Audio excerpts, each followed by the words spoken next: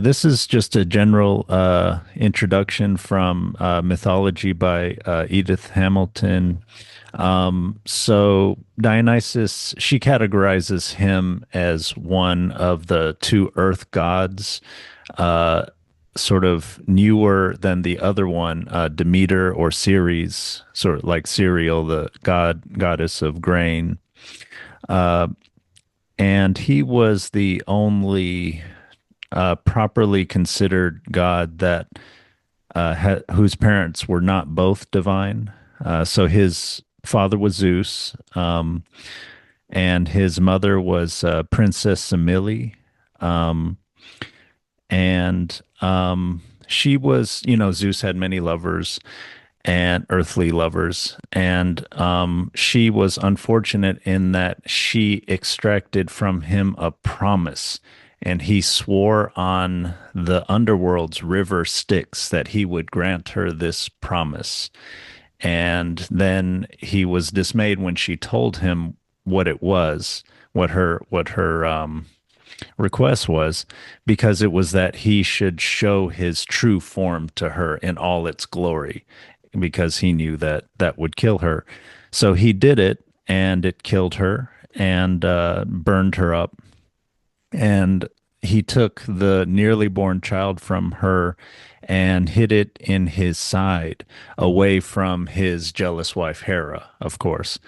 Um, and then once it was born, Hermes spirited young Dionysus away to this beautiful valley that no earthling, no mortal, I should say, has seen before, and he was cared for by nymphs of that place, Nisus. So once he grew to adulthood, he wandered far to strange places. I sort of think of it like he wandered all over the earth, all over the known world to the Greeks. And he was preaching his way, getting men to cultivate the vine and to into his mysteries. And he didn't encounter a problem until he kind of came back to his home kind of area, Thebes. And he was seen by a pirate ship, and they kind of looked on his lovely form, and they decided to kidnap him. When they took him on board, he was not phased. They tried to bind him, but they could not. And only the helmsman, the person who was steering the ship, understood that he was a god and they should not be messing with him. And he said they should let him go. But everyone else, including the captain, just mocked him, laughed at him, and so they rushed him, and they decided to set sail. And the wind filled the sails, but the ship would not move. And then terrible miracles started happening. Fruiting vines grew all over the ship, and then Dionysus turned into a lion, and he sent all the sailors uh, off the ship, and they became dolphins, except for the helmsman, whom he had compassion for having recognized him. Um, yes, so then he keeps kind of traveling. He goes through Thrace, and the king there, Lycurgus, opposed the new worship that Dionysus was preaching. And Dionysus at first ran away from him. He retreated. He even took refuge from him in the depths of the sea. But later he came back, and he overpowered Lycurgus, and he punished him. But he didn't kill him. He imprisoned him within a rocky cave.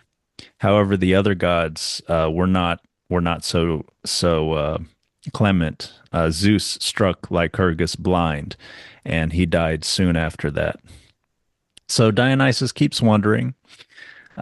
He comes upon a princess of Crete, Ariadne, who was abandoned by Theseus, whom she had saved the life of, and she was like on an island, and he rescued her. He loved her, and in the end, he took a crown that he had given her, ivy crown, and placed it among the stars.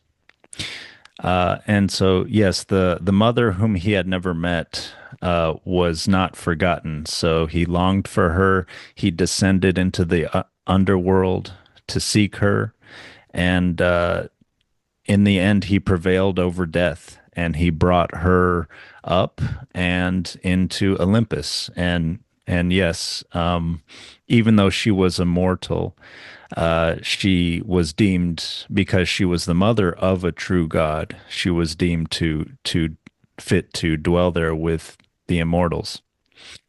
Yeah, the nature of the god of wine, he could be kind and beneficent, or he could be cruel and drive men to frightful deeds.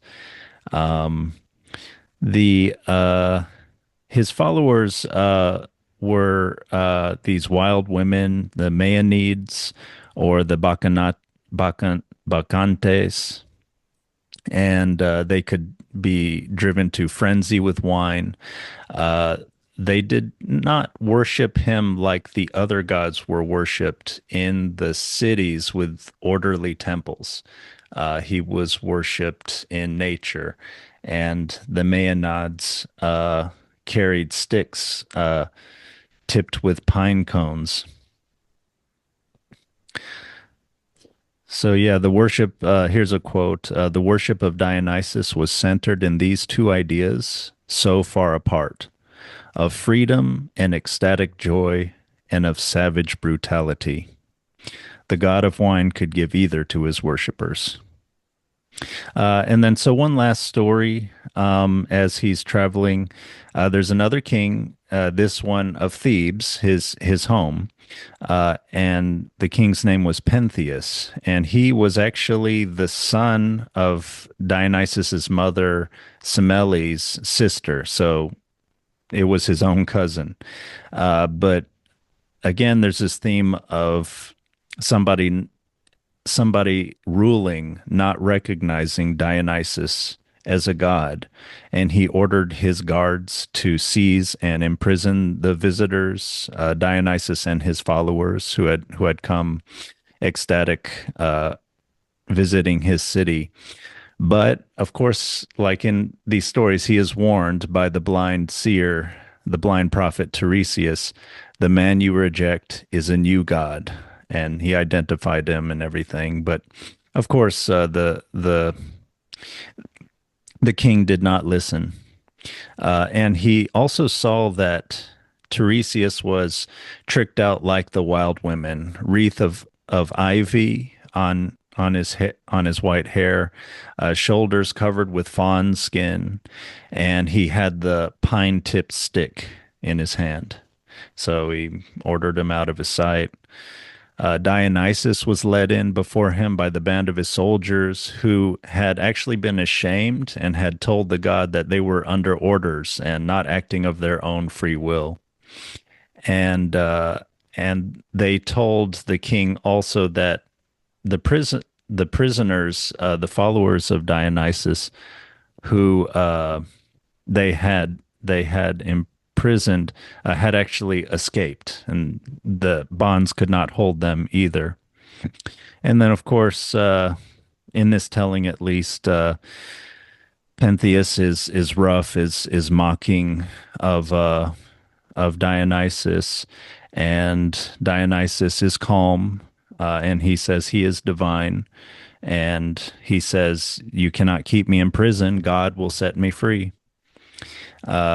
And Pentheus says something like, "I cannot see him here," and Dionysus says, "He is here. You just can't see him because your vision is not pure." He tried to Dionysus tried to persuade Pentheus. The persuasion didn't work. And then eventually Dionysus showed himself in his terrible aspect. And So when Dionysus escaped, Pentheus went to pursue him in the hills, and Dionysus made his followers all mad, including some of the women of the city that had followed Dionysus's Menaids, uh, including Pentheus's own mother. And Dionysus made them all mad, and they saw Pentheus as a cougar, some kind of wildcat, and they tore him to pieces. And then, of course, after they woke up from their frenzy, they his mother was in agony. So that was kind of the just the little introduction from that book Mythology by Hamilton.